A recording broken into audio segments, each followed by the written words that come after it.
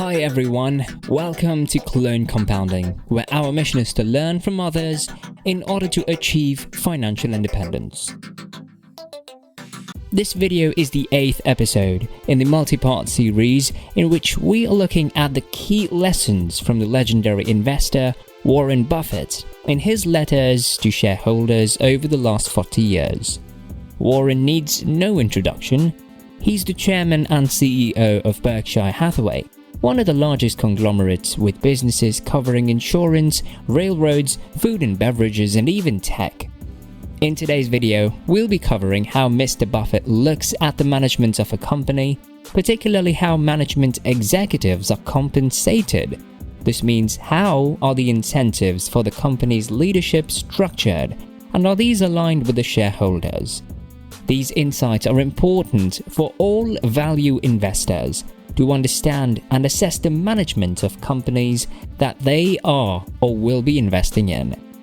To view earlier videos in this series, check out the description below and head to the channel's page. Before we start, please smash that like button and make sure to subscribe to our channel to receive next videos in the series on key lessons from Berkshire shareholder letters. Now let's get into 2 key lessons on management compensation from Mr. Buffett. Number 1. Executives must only eat what they kill. In 1991, Berkshire Hathaway acquired the H.H. Brown Shoe Company, at the time the leading manufacturer of work shoes in North America. In his shareholder letter that year, Mr. Buffett talked about a few of the reasons why. While he recognized that shoes were a tough industry, he liked that H.H. Brown was profitable, and he liked that the company's CEO, Frank Rooney, would be staying on. And he definitely liked the company's most unusual executive compensation plan, which he wrote, "warms my heart." At H.H. Brown, instead of managers getting stock options or guaranteed bonuses, every manager got paid around $8,000 per year, the equivalent of about $15,000 today, plus a designated percentage of the profits of the company after these are reduced by a charge for capital employed. Each manager, in other words, received a portion of the company's profits minus the amount that they spent in terms of capital to generate those profits. The result was that each manager at H.H. Brown had to stand in the shoes of owners and truly weigh whether the cost of a project was worth the potential results. Mr. Buffett is a strong believer in this kind of eat what you kill philosophy of executive compensation. Mr. Buffett believes executive bonuses work to motivate people to go above and beyond, but only when they're closely tied to personal success in places within an organization where an executive has responsibility.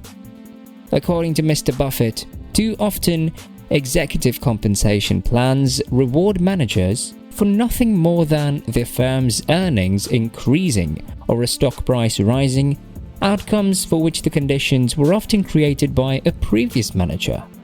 At Berkshire, we use an incentive compensation system that rewards key managers for meeting targets in their own bailiwicks, meaning in their own sphere of influence. Buffett wrote in his 1985 letter, "We believe good unit performance should be rewarded, whether Berkshire stock rises, falls, or stays even. Similarly, we think average performance should earn no special rewards, even if our stock should soar." At Berkshire Hathaway, Buffett enforces an individualized system of compensation that rewards managers for their personal actions, even if that means counterintuitively rewarding managers of individual units when the wider business doesn't do well. Number 2, be critical of executives who are granted stocks as compensation. In 2000, the dot-com bubble burst.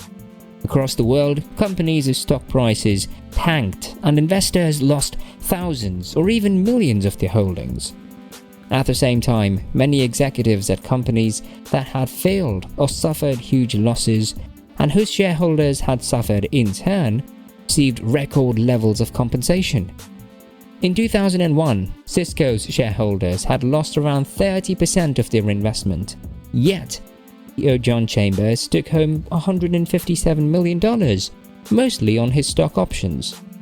At AOL, where shareholders had lost more than 50%, CEO Steve Case came out with compensation totaling $164 million.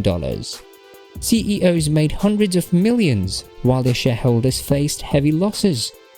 Mr. Buffett was appalled at these leaders and wrote in his 2001 letter to shareholders, "Charlie and I are disgusted by the situation, so common in the last few years, in which shareholders have suffered billions in losses, while the CEOs, promoters and other higher-ups who fathered these disasters have walked away with extraordinary wealth." Mr. Buffett has many issues with the practice of CEOs granting themselves stock options as compensation. First, there's the problem of dilution. New option grants increase the number of shares of a company, diluting the existing pool of shareholders and reducing the value of shareholders' current holdings. This means that one's share of that company is worth less than it was before, contrary to the exception that managers should work to increase the value of the share of the company, not decrease it.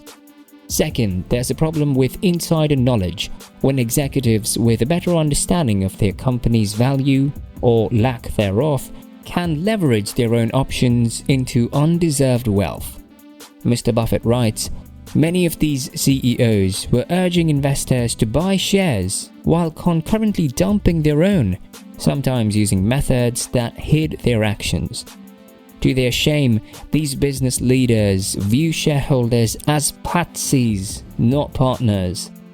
Third, Mr. Buffett says that compensation committees rely much more on consultants today than they did in the past in order to determine how much to pay their executives.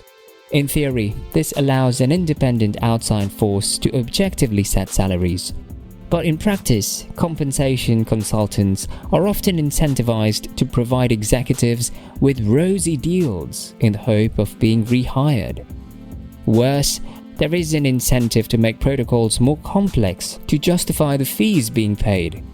In Mr. Buffett's own words, what committee member wants to explain paying large fees year after year for a simple plan? The reading of proxy material has become a mind-numbing experience. Mr. Buffett has always been highly skeptical of financial middlemen, be they consultants advising on CEO pay rises or investment bankers looking to underwrite a bond or equity issue, so it's not really surprising to see him take this stance. Lastly, options plans often allow firms to give their employees massive amounts of compensation without ever accounting for that compensation properly. Companies spending hundreds of millions in giving unrestricted stock units to their employees can do so deceptively without reporting that cost to shareholders. In his 2018 letter, Mr. Buffett wrote, "Management sometimes assert that their company's stock-based compensation shouldn't be counted as an expense. What else could it be? A gift from shareholders?" As far as his own company, Berkshire Hathaway, Mr. Buffett sticks to a ground rule he set down in 1956. As he wrote in 2001, his promise to his shareholders is that neither he nor his vice chairman Charlie Munger will take any cash compensation, restricted stock or option grants that would make our results superior to yours. He adds, "Additionally, I will keep well over 99% of my net worth in Berkshire. My wife and I have never sold a share, nor do we intend to." This shows the commitment and trust to keep shareholders' interests fully aligned with management's interests. For now, that's it from us. Hope you enjoyed and learned from these lessons. Please smash that like button, and for other videos in this series, check out the description below or the playlist above, or head to the channel page. And subscribe to make sure that you receive the follow-up videos on key lessons from Warren Buffett's Berkshire letters. Thanks for watching.